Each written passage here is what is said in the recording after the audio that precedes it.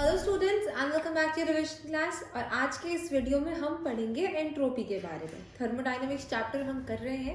हमारे पास टॉपिक आता है एंट्रोपी। व्हाट इज एंट्रोपी, क्या होती है हमारे पास एंट्रोपी। तो देखिए, एंट्रोपी का हमारे पास एक और नाम होता है, that is degree of randomness. ठीक है, दूसरा नाम हमारे पास एंट्रोपी का होता है degree, it's degree of randomness, degree of randomness. और इस नाम से ही हमें समझ आता है मतलब क्या होगा एंट्रोपी का। It is the measure of randomness present in a system. हमारा जो सिस्टम है उसमें हमारे पास कितनी क्या रैंडमनेस है, उसका मेजर जो होता है वो होता है हमारे पास एंट्रोपी। तो इसकी डेफिनेशन लिखिए, it is the measure of randomness, it is the measure of randomness present in a system. ठीक है, it is the measure of randomness present in a system. अब देखिए, जैसे हमारे पास गैसेस, लिक्विड एंड सॉलिड होते हैं। ठीक है, अगर हम गैसेस की बात करें तो गैसेस में हमारे पास मॉलिक्यूल्स टाइटली पैक्ड होते हैं, राइट, बहुत टाइटली पैक्ड होते हैं हमारे पास सॉलिड में मॉलिक्यूल्स। सो ये मेरे पास एक सॉलिड है, इसमें मेरे पास मॉलिक्यूल्स बहुत टाइटली पैक्ड है। कंपैरेटिवली अगर मैं लिक्विड की बात करूं तो लिक्विड में मॉलिक्यूल्स के बीच में हमारे पास गैप होता है, इतने टाइटली पैक्ड नहीं होते जितने सॉलिड में होते हैं। तो ये हमारे पास लिक्विड है। And then comes gases. Gases में तो बहुत दूर दूर होते हैं पार्टिकल्स हमारे पास, हम जानते हैं, है ना, बहुत डिस्टेंस होता है पार्टिकल्स के बीच में क्योंकि खुले होते हैं। सो कितना भी दूर दूर रह सकते हैं।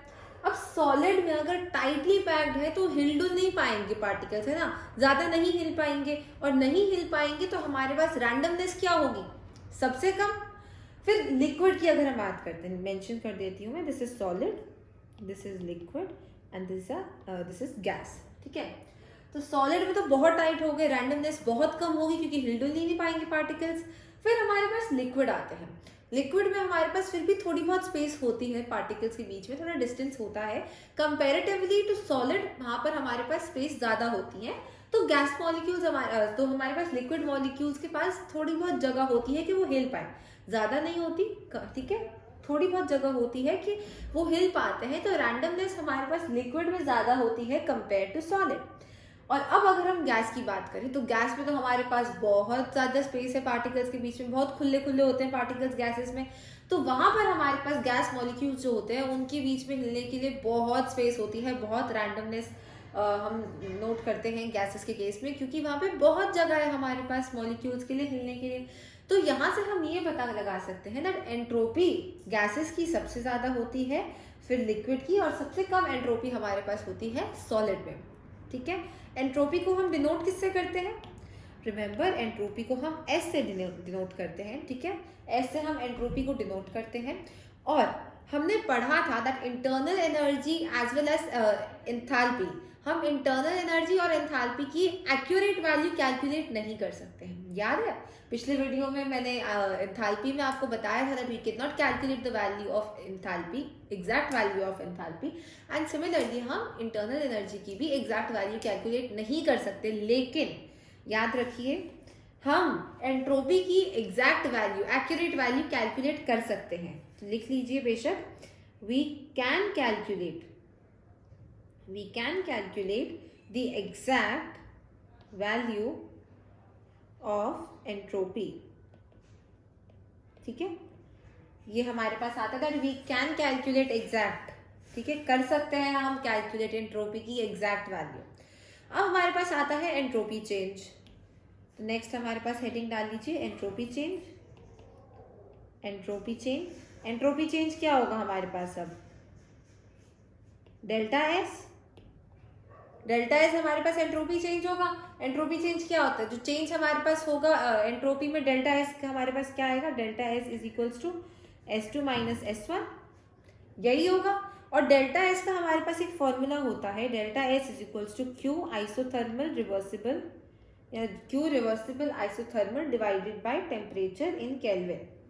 ठीक है, तो हमारे पास ये एंट्रोपी चेंज का फॉर्मूला होता है, that entropy change is equals to heat change in a reversible isothermal process divided by temperature in Kelvin। ठीक है, ये चीज आपको ध्यान रखनी है। और देखिए हमारे पास इसकी डेफिनेशन क्या बनेगी एंट्रोपी चेंज की, अगर ये फॉर्मूला है तो फॉर्मूले से हम डेफिनेशन बना सकते हैं। तो डेफिनेशन हमारे पास क्या बनेगी, लिखिए साथ साथ, it is the heat change, it is the heat change in a reversible isothermal, it is the heat change in a reversible isothermal process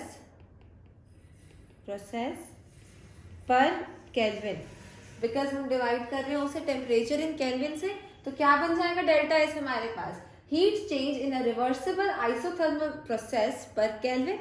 reversible process क्या होता है हम पता ही है, बचपन से पढ़ते आ रहे रिवर्सिबल प्रोसेस।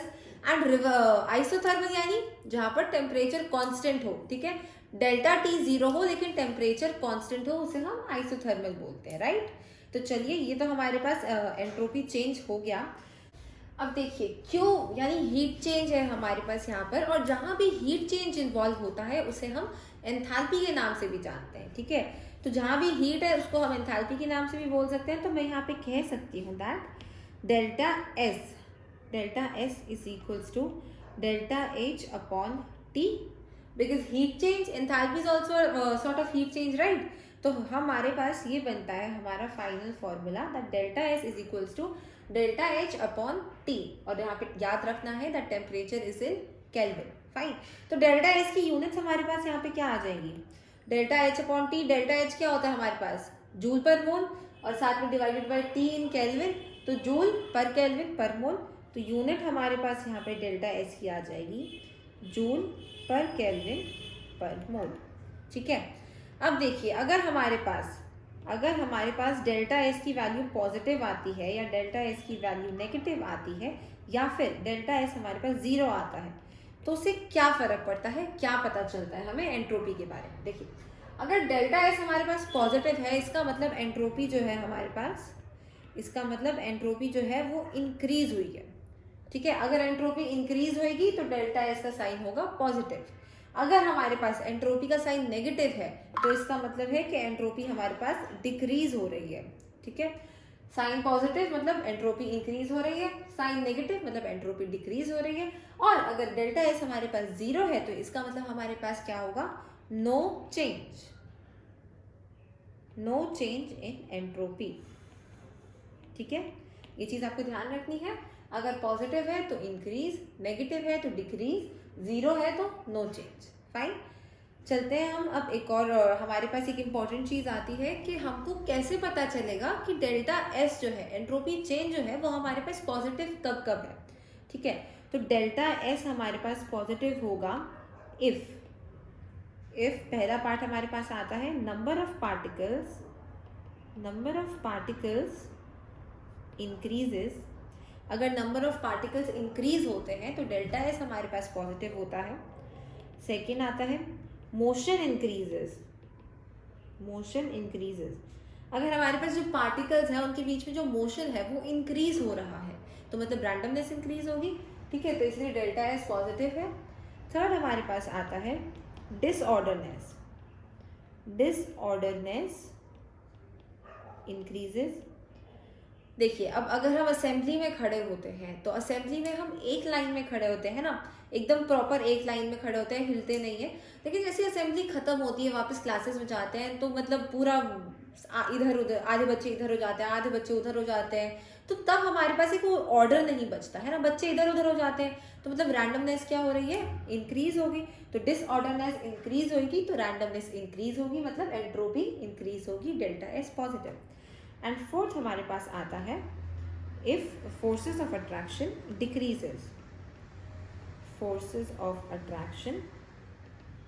डिक्रीजेस, ये 4 पॉइंट आपको याद रखने हैं। जहां पर भी इनमें से कोई पॉइंट लागू हो रहा है मतलब वहां पर हमारे पास डेल्टा एस की वैल्यू क्या है, पॉजिटिव है। और डेल्टा एस की वैल्यू अगर पॉजिटिव है मतलब एंट्रोपी हमारे पास इंक्रीज हो रही है, ठीक है। अब हम एग्जाम्पल लेते हैं, यहाँ पर एग्जाम्पल लेते हैं। फॉर एग्जाम्पल अगर मैं बात करती हूँ मेल्टिंग ऑफ आइस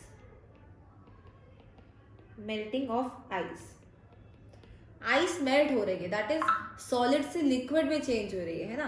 सॉलिड से लिक्विड में चेंज हो रही है, मतलब नंबर ऑफ पार्टिकल्स हमारे पास इंक्रीज होंगे। स्टेट ही चेंज हो रही है, फोर्सेस ऑफ अट्रैक्शन डिक्रीज हो रहे हैं, है ना।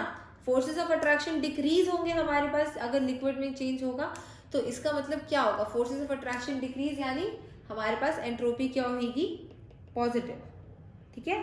मेल्टिंग ऑफ आइस की अगर हम बात करें तो हमारे पास एंट्रोपी चेंज आएगा पॉजिटिव, फाइन। सेकेंड लेते हैं हम ionization of sodium, ionization of sodium, ठीक है। दैट इज सोडियम है हमारे पास, हमको इससे क्या मिला, सोडियम +1 प्लस इलेक्ट्रॉन, ठीक है।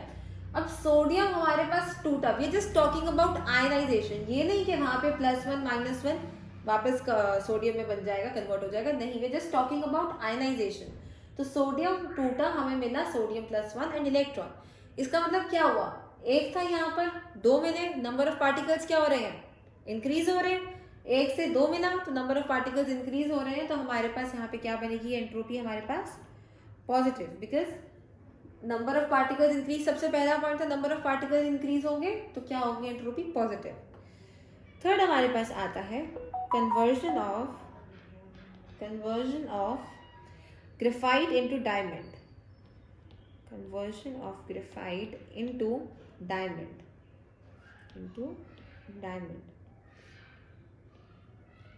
अब देखिए, अगर आपने पढ़ा है तो हम आपको पता होना चाहिए दैट ग्रेफाइट में, अगर हम ग्रेफाइट की बात करें, ग्रेफाइट में हमारे पास क्या होते हैं, वीक फोर्सेस ऑफ अट्रैक्शन होते हैं, ठीक है।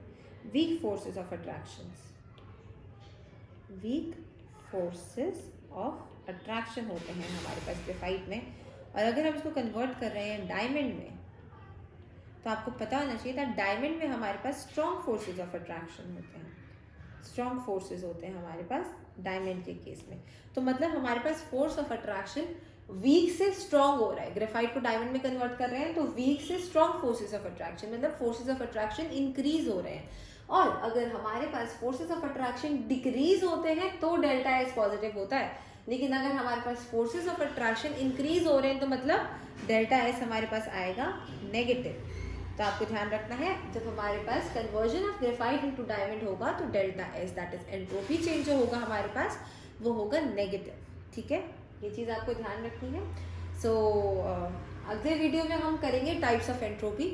आज की वीडियो के लिए बस इतना ही, मिलते हैं अगले वीडियो में, तब तक के लिए ऑल द बेस्ट।